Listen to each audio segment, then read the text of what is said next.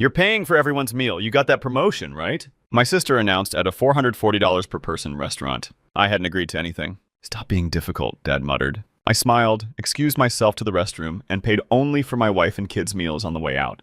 When the server brought the remaining $6,380 bill to their table, the moment my sister's voice cut across that five-star restaurant, I knew everything was about to change. You're paying for everyone's meal. You got that promotion, right? She didn't ask. She announced it like I'd already agreed to drop $6,000 on people who'd spent a decade calling me a nobody. I sat there, fork halfway to my mouth, staring at Rachel. My wife Emma's hand found mine under the table. My two kids stopped eating their $38 mac and cheese to watch. I didn't agree to anything, I said quietly. Stop being difficult, Dad muttered, not looking up from his $85 steak. I smiled, set down my fork, excused myself to the restroom, and on my way past the maitre d', I pulled out my black card and paid for exactly 4 meals. Mine, Emma's, Sophie's, and Jake's. Meal $760. Then I collected my family and walked out. When the server brought the remaining $6,380 bill to their table, I was already pulling out of the parking lot. My phone started ringing 30 seconds later. I didn't answer. My name is Marcus Davidson. I'm 38 years old. I work as a mechanic at Davidson's Auto Repair. Most people in my family think I'm barely scraping by. What they don't know is that I own Davidson's Auto Repair in 3 other locations. Last year, my shops cleared $3.2 million in revenue. I take home about $480,000 annually. But sure, let's pretend I got a promotion. 3 weeks earlier, Rachel called while I was replacing a transmission. Dad's turning 65 next month. We're doing dinner. Stellino's, Saturday the 18th. You'll be there. Not an invitation, a summons. How many people? I asked. Just family, maybe 15. I agreed because I love my father. He'd worked hard his whole life as a union electrician. The fact that he'd always favored my older brother Mitchell wasn't entirely his fault. He was a product of his generation. College son equals success, mechanic son equals disappointment. Mitchell was the golden child. Stanford MBA, corporate job in Seattle, $180,000 a year. He never let anyone forget it. Every family gathering turned into an update on Mitchell's achievements. Rachel was worse. Married a dentist, lived in a McMansion, drove a leased BMW. She loved dropping comments about helping me find jobs for someone with your skill set. The condescension was suffocating. I was the baby. The one who didn't go to college, the one who came home with oil under his fingernails, the one Dad looked at with disappointment every time Mitchell's name came up. What they didn't know? At 18, I started at Jerry's auto shop for minimum wage. By 22, Jerry sold me the business. By 30, I had 3 locations. By 35, 4. I never told my family. Why bother? They'd already decided who I was. Showing up with financial statements wouldn't change their narrative. It would just make them resentful or start asking for money. So I kept quiet, drove my 10-year-old F-150, wore work clothes to family events, and let them believe whatever they wanted. The dinner was supposed to be just family, so I was surprised when Emma and I walked in and found 12 people. Rachel's entire in-law family was there. Craig's parents, his brother, cousins, people I'd met twice. Surprise! Rachel beamed. I thought it would be nice to make it a real celebration. Translation. Rachel wanted to show off and needed bodies and seats. Mitchell flew in from Seattle late, as usual, in a designer suit that probably cost more than most people's rent. Dad sat at the head of the table looking uncomfortable. He wasn't a fancy restaurant guy, but Rachel insisted, and Mom had passed 3 years earlier, so there was no one to tell Rachel no. The evening started fine. Cocktails, appetizers, small talk. I sat between Emma and Jake, trying to enjoy family time, even though most of them barely acknowledged I existed. Dinner came. Ridiculously overpriced. Tiny pasta with truffle oil for $75. An 8-ounce steak for $110. My kids' mac and cheese was $38. Dessert was ordered. $25 per person, chocolate souffle. That required 30 minutes advance notice. That's when Rachel stood up and clinked her wine glass. Before dessert, I want a toast. Dad, you deserve the celebration. Mitchell, thank you for flying out. And Marcus. She paused, smiled that smug smile. I heard you finally got that promotion to shop manager. Congratulations. So tonight, dinner's on you. The table erupted in applause. Craig's mother said, how generous. Rachel's father-in-law called across, that's a man who takes care of family. I sat very still.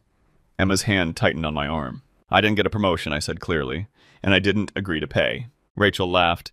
Oh, Marcus, don't be modest. Mitchell told me all about it. Besides, family takes care of family, and Dad doesn't have this kind of money. Mitchell shifted, but said nothing. He hadn't told Rachel anything. She'd made it up. Stop being difficult, Dad muttered. It's a nice gesture. Your mother would have wanted this. There it was, Mom's memory weaponized to make me comply. I looked around. 12 people staring at me expectantly. Strangers. None had ever asked how I was doing or what my life was like, but they were happy to eat $85 steaks on my supposed promotion. I smiled. Excuse me, I need to use the restroom. Emma stood too. Kids, get your jackets. Marcus, Rachel started. Restroom, I repeated. I'll be right back. I walked straight to the maitre d's podium. I need to split a check, I said quietly. Of course, sir, Davidson party. I need to pay for 4 meals, my wife, 2 children, and myself. She pulled up the system. That would be $1,760, including tax and service charge. Before I continue, if you're enjoying this story, please hit subscribe and tell me in the comments where you're watching from and what time it is there. I read every single comment, and it truly means the world to me. Thank you for your support. Now, back to the story. I pulled out my wallet, not the beat-up one I carried to family events, the slim metal one with my black card. American Express Centurion, $5,000 annual fee, no spending limit. The maitre d's eyes widened slightly. Very good, sir. And the remaining meals? They'll handle that themselves. Please bring them their check after dessert. Understood. Would you like me to add gratuity to your portion? Add 25%. Your transaction is complete. Thank you, sir. I collected Emma and the kids and walked out. It was 8:47 p.m. on a Saturday in October. Cool air, clear sky. Emma was trying not to smile. You actually did it. They shouldn't have assumed. What do you think they'll do?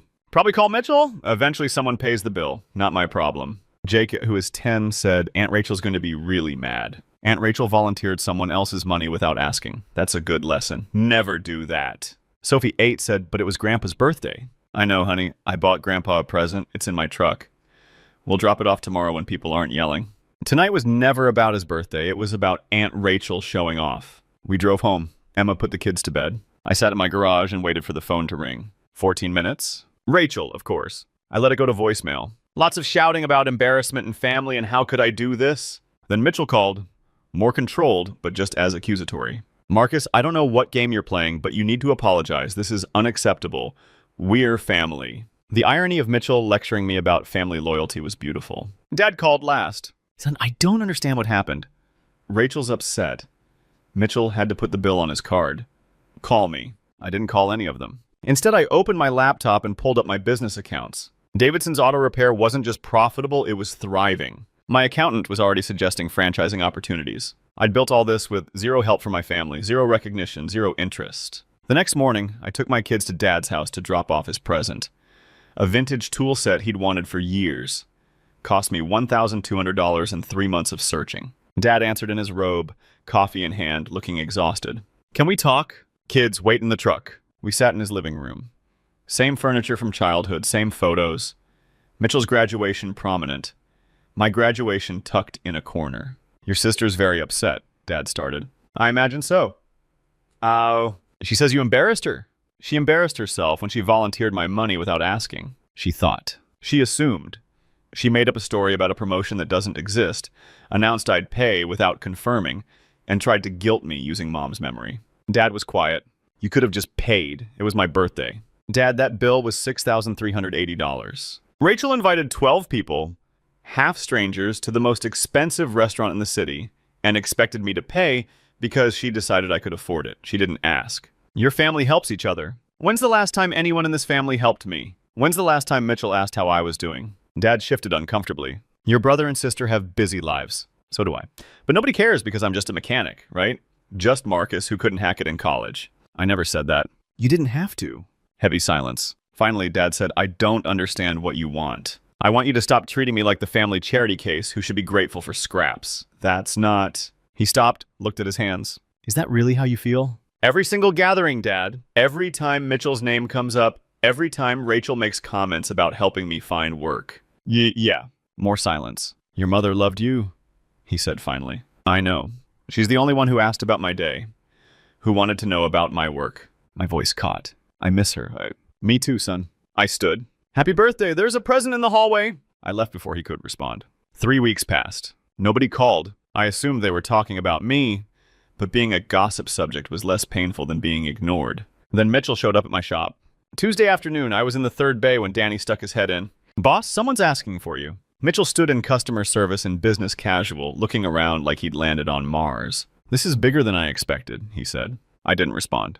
"Can we talk somewhere private?" I led him to my office, modest room, desk, family photos, window overlooking the shop floor. Mitchell sat uninvited, looked around. "How many bays?" 12. "Why are you here?" "Dad told me what you said about feeling like the charity case. And I guess I never thought about it that way." He paused. "But you don't exactly share much. Neither do you. Unless it's to brag." He flinched. "That's not fair, isn't it? When's the last time you asked about my life?" He really looked at the office, at the framed business licenses, at the Chamber of Commerce certificate naming Davidson's Auto Repair Small Business of the Year. "You own this place." "I own 4 places." Mitchell's face went through rapid expressions. Surprise, disbelief, calculation. How much?" "None of your business." "Marcus, come on! We're brothers. We're related. Brothers care about each other's lives. You spent 15 years treating me like the family embarrassment." "I didn't." He stopped. "I did, didn't I?" "Yeah." "How long have you owned these?" "I bought the first when I was 22. He did the math. 16 years. 16 years of family dinners where nobody asked. 16 years of you talking about your life while everyone ignored mine."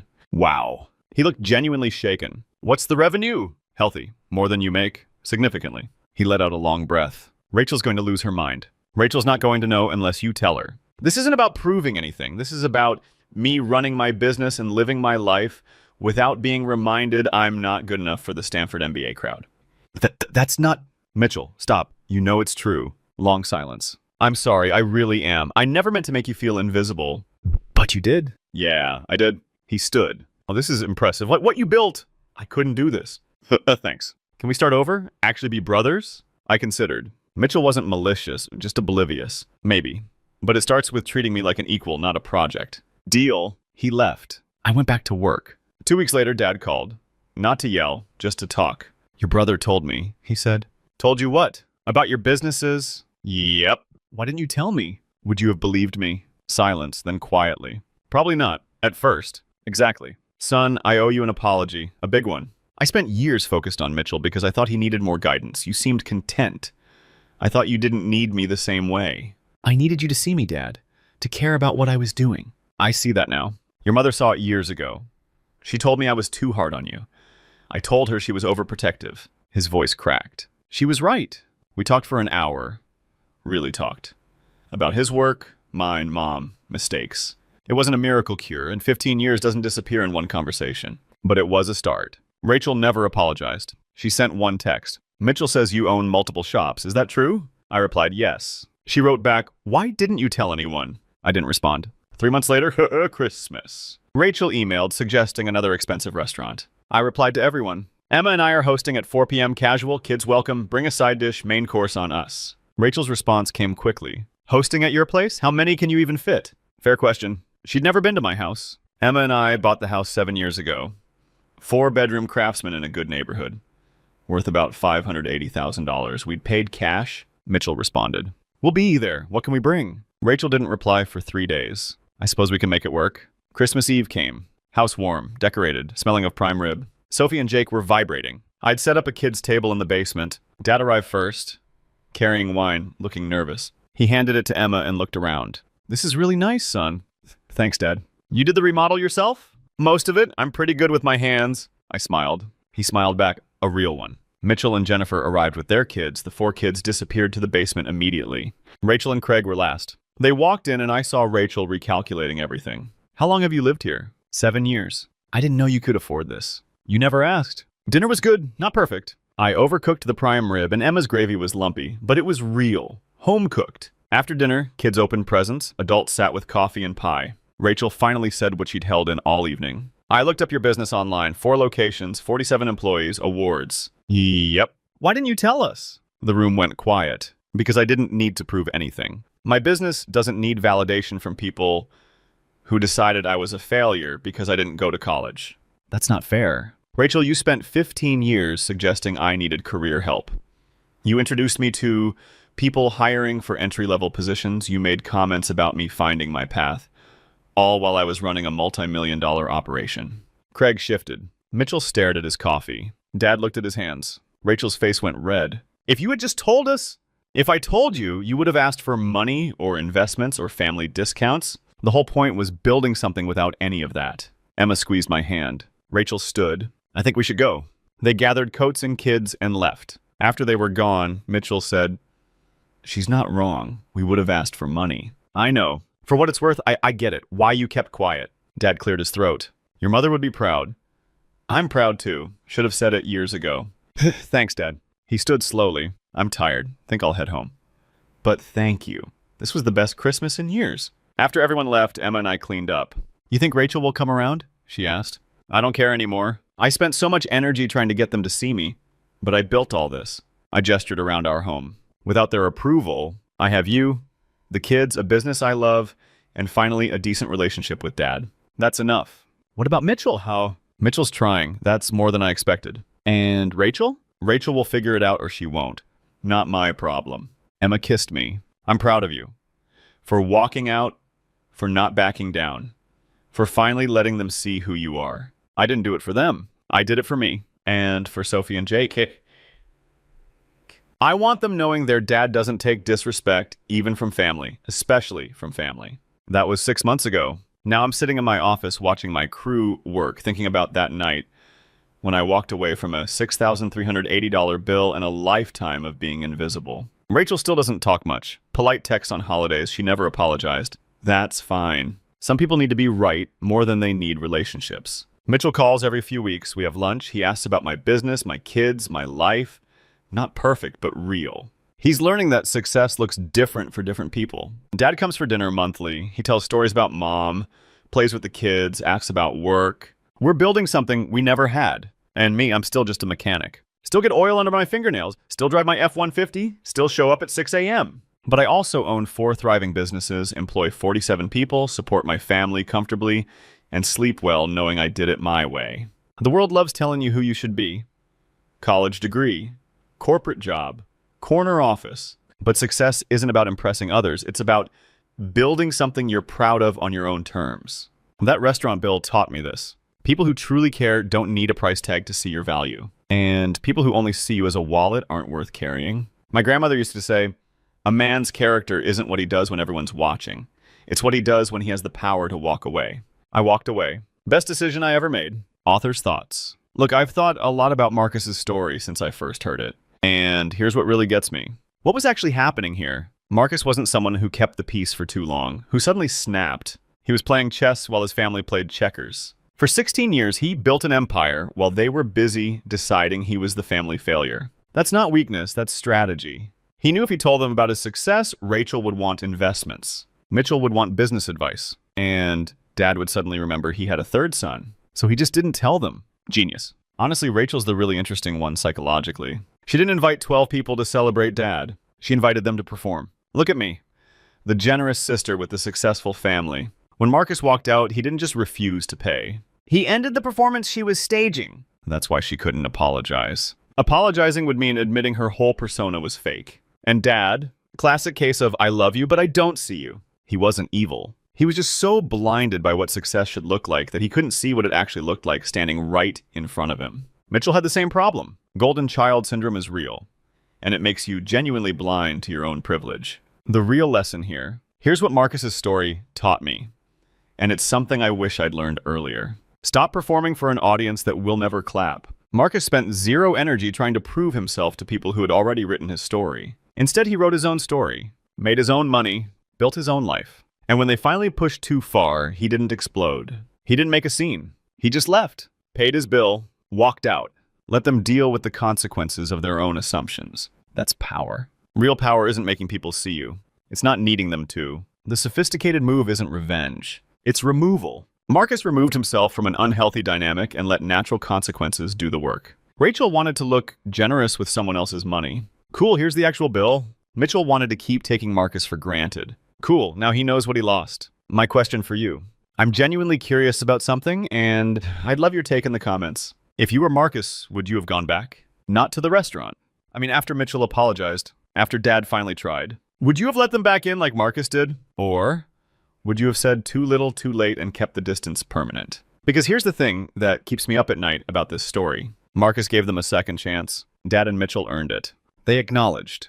Apologized, changed behavior, but was that enough? Can you really heal 15 years of being invisible with some honest conversations and monthly dinners? Or is Marcus setting himself up to be hurt again the moment things get comfortable? I don't know the answer. Maybe there isn't one. Maybe it's different for everyone. Drop your thoughts below. Have you ever walked away from family like this? Did you ever go back? Do you regret it either way?